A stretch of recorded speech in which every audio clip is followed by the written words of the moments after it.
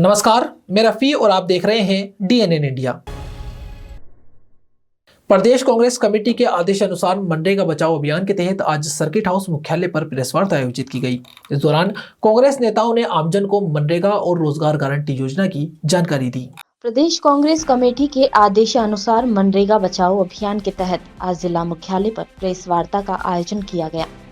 इस दौरान कांग्रेस नेताओं ने आमजन को मनरेगा और गारंटी रोजगार योजना की जानकारी दी। प्रेस वार्ता में बताया गया कि मनरेगा को बचाने के लिए कांग्रेस पार्टी एक लंबा आंदोलन चलाएगी। नेताओं ने आरोप लगाया है कि केंद्र की भाजपा सरकार मनरेगा और रोजगार गारंटी योजना को समाप्त करने की दिशा में काम कर रही है। कांग्रेस ने स्पष्ट किया है कि पार्टी ग्राम पंचायत स्तर पर जाकर संघर्ष करेगी और सरकार पर दबाव बनाकर मनरेगा से जुड़े कानून में किए जा रहे बदलावों को वापस लेने के लिए मजबूर करेगी। आज हम सब प्रदेश कांग्रेस कमेटी के आदेश के मुताबिक तमाम जिला हेडक्वार्टर्स पे जाके जो मनरेगा को बंद करने का काम भाजपा की केंद्र सरकार कर रही है, जो बजट में कटौती कर रही है, जो मजदूर थे उनको रोजगार मिलने का जो अधिकार है उसको खत्म करने का काम कर रही है। इसके विरोध में जन साधारण को जानकारी देने के लिए आपके माध्यम से प्रेस कॉन्फ्रेंस कर रहे हैं। एक लंबा प्रोग्राम कांग्रेस पार्टी चलाएगी जिसमें लोगों को सड़क पे लेके आएगी और हम लोग इतना दबाव सरकार पे बनाएंगे कि जो मनरेगा या रोजगार गारंटी योजना को खत्म करने का केंद्र सरकार काम कर रही है उसको वापस ले और जो लोगों का अधिकार था, रोजगार का अधिकार था, उसको वापस से रीइंस्टेट करे। इसके तहत हम लोग आज ये प्रेस कॉन्फ्रेंस, कल उपवास और उसके बाद में ग्राम पंचायतों में जाके कांग्रेस पार्टी लगातार लोगों के लिए लड़ाई लड़ेगी और बीजेपी की सरकार को मजबूर कर देगी कि वो ये वापस जो कानून बनाए इसको वापस ले और मनरेगा जो कि रोजगार गारंटी योजना थी उसको रीइंस्टेट। अजमेर के रामगंज थाना क्षेत्र में लुटेरी दुल्हन का सनसनीखेज मामला सामने आया है। शादी के कुछ ही दिनों बाद दुल्हन ससुराल से सोने चांदी के जेवरात लेकर फरार हो गई। पीड़ित का आरोप है कि आरोपियों ने जेवरात और पैसे वापस मांगने पर उसे झूठे मुकदमे में फंसाने की धमकी दी। अजमेर के रामगंज थाना क्षेत्र में लुटेरी दुल्हन का सनसनीखेज मामला सामने आया है। शादी के कुछ दिन बाद ही दुल्हन ससुराल से सोने चांदी के जेवरात लेकर फरार हो गई। पीड़ित का आरोप है कि आरोपियों ने जेवरात और पैसे वापस मांगने पर उसे झूठे मुकदमे में फंसाने की धमकी दी है। रामगंज थाने के अनिल गुजराल के अनुसार रामगंज निवासी उमेश कुमार की शिकायत पर मुकदमा दर्ज किया गया है। पीड़ित ने बताया कि अगस्त 2025 में उसकी पहचान आरोपियों से हुई थी, जिन्होंने अपनी बेटी के लिए रिश्ता तय करने के बदले 1 लाख रुपए की मांग की थी। विश्वास में आकर उसने सहमति दी और शादी के दौरान करीब 60,000 रुपए आरोपियों को दिए। शादी के बाद पीड़ित की मां ने दुल्हन को सोने चांदी के जेवरात भी दिए। कुछ दिन बाद ही दुल्हन अपने पीहर हाथरस जाने की जिद करने लगी और एक दिन समस्त जेवरात लेकर घर से गायब हो गई। पीड़ित ने हाथरस तक पीछा किया, लेकिन वहां पहुंचने पर पता चला कि दुल्हन को पहले ही फरार कर दिया गया था। पीड़ित का आरोप है कि जब उसने जेवरात और पैसे वापस मांगे तो आरोपियों ने झूठे केस में फंसाने की धमकी दी। इस मामले में लुटेरी दुल्हन सहित 4 लोगों के खिलाफ मुकदमा दर्ज किया गया है। रामगंज थाना पुलिस मामले की जांच में जुटी है। मामला भगवानगंज निवासी उमेश ने मुकदमा दर्ज कराया है कि उनके लिए कोई अपने बच्चे के लिए विवाह के लिए लड़की ढूंढ रहे थे, तो किसी परिचित ने उनको कोई रिश्ता बताया जिसके एवज में 1 लाख रुपए दिए। 1 लाख रुपए डिमांड रखी। उसके बाद उन्होंने 60,000 रुपये दिए उनको। उसके बाद में सपना निवासी हाथरस, उनसे उनका रिश्ता हुआ। दुल्हन आई और कुछ समय यहाँ रही और उसके बाद उसकी जो मदर है उन्होंने सोने चांदी के जेवरात दिए, तो उनको लेकर के दुल्हन यहाँ से रवाना हो गई, जिसकी जांच कर रहे हैं। भगवान सिंह जी ऐसा अनुसंधान जारी है। 4 लोगों के खिलाफ एफआईआर दर्ज हुई। अजमेर दक्षिण विधानसभा क्षेत्र की विधायक अनीता बघेल के तत्वावधान में आगामी 14 जनवरी मकर संक्रांति के पावन अवसर पर डीएवी कॉलेज के खेल मैदान में भव्य एवं ऐतिहासिक अखंड सुंदरकांड पाठ का आयोजन किया जाएगा। यह विशाल धार्मिक आयोजन दोपहर 2 बजे से प्रारंभ होगा, जिसमें 5151 आसनों पर श्रद्धालु एक साथ सुंदरकांड पाठ में भाग लेंगे। अजमेर दक्षिण विधानसभा क्षेत्र की विधायक अनीता बघेल के तत्वावधान में आगामी 14 जनवरी मकर संक्रांति के पावन अवसर पर डीएवी कॉलेज के खेल मैदान में भव्य एवं ऐतिहासिक अखंड सुंदरकांड पाठ का आयोजन किया जाएगा। यह विशाल धार्मिक आयोजन दोपहर 2 बजे से प्रारंभ होगा, जिसमें 5151 आसनों पर श्रद्धालु एक साथ सुंदरकांड पाठ में भाग लेंगे। अखंड सुंदरकांड का संगीतमय वाचन हनुमंत कृपापात्र पूज्य श्री रसराज जी महाराज के मुखारविंद से होगा। इस महाआयोजन की तैयारियों के क्रम में आज डीएवी कॉलेज के खेल मैदान में विधि विधान के साथ भूमि पूजन एवं ध्वजारोहण का कार्यक्रम आयोजित किया गया। कार्यक्रम में क्षेत्र के गणमान्य नागरिकों, जनप्रतिनिधियों, समाज सेवियों एवं बड़ी संख्या में श्रद्धालुओं ने सहभागिता की। मंत्रोच्चार और धार्मिक अनुष्ठानों के बीच आयोजन स्थल पर आध्यात्मिक वातावरण बना रहा। भूमि पूजन अवसर पर विधायक अनीता बघेल ने कहा कि मकर संक्रांति जैसे पवित्र पर्व पर अखंड सुंदरकांड पाठ का आयोजन क्षेत्र में धार्मिक चेतना और सकारात्मक ऊर्जा का संचार करेगा। उन्होंने क्षेत्रवासियों से अधिक संख्या में शामिल होकर आयोजन को सफल बनाने का आह्वान किया। कार्यक्रम में उपस्थित सभी लोगों ने 14 जनवरी को होने वाले इस भव्य एवं ऐतिहासिक अखंड सुंदरकांड पाठ को सफल बनाने का सामूहिक संकल्प लिया। आयोजन को लेकर क्षेत्र में उत्साह का माहौल है और इसे अजमेर शहर के धार्मिक आयोजन में एक महत्वपूर्ण एवं स्मरणीय आयोजन के रूप में देखा जा रहा है। डीएवी कॉलेज के खेल मैदान में 14 तारीख मकर संक्रांति के दिन दोपहर 2 बजे से 5151 आसनों पर जो सुंदरकांड का पाठ का आयोजन होने जा रहा है, उसके भूमि पूजन और ध्वजा रोहण का कार्यक्रम आज किया गया है। हमने सबने जो हमारी सनातन संस्कृति संरक्षण प्रन्यास है, उनके सभी कार्यकर्ताओं ने आज यहाँ भूमि पूजन किया है और साथ में ध्वजा रोहण भी किया है। आज से हमने विधि विधान के साथ देवताओं का आह्वान करते हुए उनको आमंत्रित किया है कि वो आए और इस सुंदर कांड के आयोजन में वो भी साक्षी बने। इस निमित्त पूजा अर्चना की गई है, हमारे पंडित जी द्वारा बहुत अच्छे से पूजा अर्चना की गई है।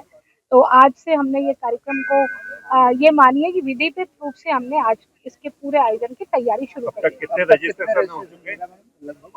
देखिए, अभी तक जो रजिस्ट्रेशन, वैसे हमने 5151 रजिस्ट्रेशन का आह्वान किया था भक्तगणों से कि आप 5151 आसनों पर हम ये कार्यक्रम करने जा रहे हैं।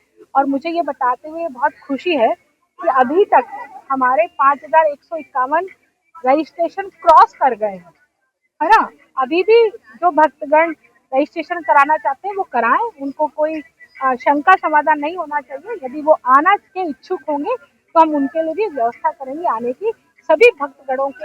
यहाँ रुकते हैं एक छोटे से ब्रेक के लिए, जल्द हाजिर होंगे खबरों के नए सफर के साथ। कैंसर बीमारी ही ऐसी है, चिंता तो होगी ना। लेकिन अब अपनी चिंता को बदलो विश्वास में, क्योंकि आदिनाथ कैंसर मेडिसिटी में है रेडियोथेरेपी, कीमोथेरेपी और कैंसर सर्जरी के उपचार के साथ आधुनिक सुविधाएं भी। विजिट करें आदिनाथ कैंसर मेडिसिटी एट चाची आवास अजमेर।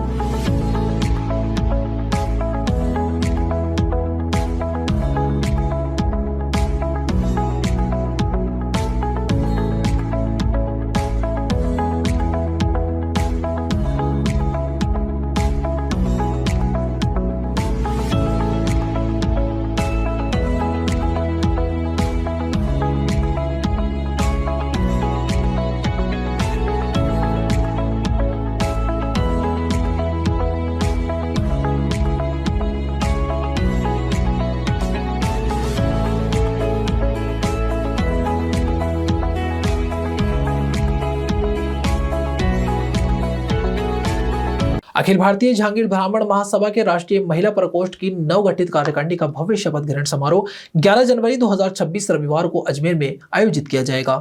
अखिल भारतीय जहांगीर ब्राह्मण महासभा के राष्ट्रीय महिला प्रकोष्ठ दिल्ली की नवगठित कार्यकारिणी का भव्य शपथ ग्रहण समारोह 11 जनवरी 2026 रविवार को अजमेर में आयोजित किया जाएगा। यह समारोह महासभा के राष्ट्रीय प्रधान श्री रामपाल जहांगीर की अध्यक्षता में संपन्न होगा, जिसमें समाज की मातृशक्ति एवं समाज बंधुओं को सादर आमंत्रित किया गया है। राष्ट्रीय महिला प्रकोष्ठ की राष्ट्रीय अध्यक्ष सविता झांगीर ने जानकारी देते हुए बताया कि कार्यक्रम प्रातः 9:30 से अंबेडकर सभागार JLL मेडिकल कॉलेज में आयोजित होगा। समारोह में समाज की एकता, संगठन की मजबूती और महिला सशक्तिकरण का संदेश दिया जाएगा। कार्यक्रम के मुख्य अतिथि राजस्थान के मुख्यमंत्री भजनलाल शर्मा होंगे। वहीं कार्यक्रम की शोभा बढ़ाने के लिए राजस्थान विधानसभा अध्यक्ष वासुदेव देवनानी, अजमेर दक्षिण विधानसभा की विधायक एवं पूर्व महिला एवं बाल विकास मंत्री अनीता बघेल तथा विश्वकर्मा कौशल विकास बोर्ड के अध्यक्ष रामगोपाल सुतार विशिष्ट अतिथि के रूप में उपस्थित रहेंगे। इस अवसर पर नवगठित राष्ट्रीय महिला प्रकोष्ठ की कार्यकारिणी की शपथ दिलाई जाएगी और समाज हित में भावी योजनाओं पर विचार विमर्श किया जाएगा। आयोजन को लेकर समाज में उत्साह का माहौल है और बड़ी संख्या में मातृशक्ति व समाज बंधुओं के शामिल होने की संभावना जताई जा रही है। कार्यक्रम 11 जनवरी को कल राष्ट्रीय कार्यकारिणी का शपथ ग्रहण समारोह होने जा रहा है JLL कॉलेज के अम्बेडकर सभागार में, और इसमें हमारे राष्ट्रीय कार्यकारिणी के सभी जो पदाधिकारी जो हमने नियुक्त करी है महिलाएं, उनको हम शपथ दिलाएंगे। हमारा पूरे हिंदुस्तान से महिलाएं आ रही हैं। यह प्रोग्राम हमारा पूरा राष्ट्रीय स्तर का है। पूरे हिंदुस्तान से हमारे इस प्रोग्राम में जहांगीर समाज के भाई बंधु और पदाधिकारी आ रहे हैं। इस प्रोग्राम के मुख्य अतिथि अपने माननीय मुख्यमंत्री जी जो है CM साहब भजनलाल जी वो आ रहे हैं, और उसके अलावा हमारे इस प्रोग्राम में अपने विधानसभा अध्यक्ष देवनानी जी आ रहे हैं। हमारी विधायिका अजमेर दक्षिण की श्रीमती अनीता बघेल जी, हिंदू बालमा जी इस प्रोग्राम में आ रहे हैं, और इस प्रोग्राम की अध्यक्षता हमारे समाज के जो प्रधान हैं श्री रामपाल जी वो कर रहे हैं, और बहुत अधिक मात्रा में हमारे समाज के भाई बंधु पदाधिकारी यहाँ पहुँच रहे हैं। कार्यक्रम कितने बजे प्रारंभ होगा? 9:30 के करीब प्रारंभ हो जाएगा। 9:30 मेरा नाम सविता शर्मा। घर घर सनातन समिति द्वारा सनातन सभ्यता और संस्कृति को जन जन तक पहुंचाने के उद्देश्य से धार्मिक ग्रंथों के हिंदी रूपांतरण का व्यापक अभियान चलाया जा रहा है। इस अभियान के अंतर्गत अखंड सुंदरकांड पाठ, श्रीमद् भागवत गीता तथा अयोध्या के 33 एपिसोडों का पूर्ण रूप से हिंदी में रूपांतरण किया गया ताकि आमजन सरल भाषा में सनातन परंपराओं और मूल्यों को समझ सकें। घर घर सनातन समिति द्वारा सनातन सभ्यता और संस्कृति को जन जन तक पहुंचाने के उद्देश्य से धार्मिक ग्रंथों के हिंदी रूपांतरण का व्यापक अभियान चलाया जा रहा है। इस अभियान के अंतर्गत अखंड सुंदरकांड पाठ, श्रीमद् भागवत गीता तथा अयोध्या के 33 एपिसोड का पूर्ण रूप से हिंदी में रूपांतरण किया गया है ताकि आमजन सरल भाषा में सनातन परंपराओं और मूल्यों को समझ सकें। समिति के संरक्षक सुरेश गोयल ने जानकारी देते हुए बताया कि इसी क्रम में माध्यमिक शिक्षा बोर्ड के सभागार में अखंड सुंदरकांड पाठ का भव्य आयोजन किया गया। कार्यक्रम श्याम सुंदर जी देवाचार्य चित्रकूट धाम पुष्कर के पाठक जी महाराज के सानिध्य में संपन्न हुआ। आयोजक समिति के पदाधिकारियों के साथ साथ शहर के अनेक गणमान्य नागरिकों ने भाग लिया। सुंदरकांड पाठ के दौरान सभागार भक्ति और श्रद्धा के वातावरण से सरोबार रहा।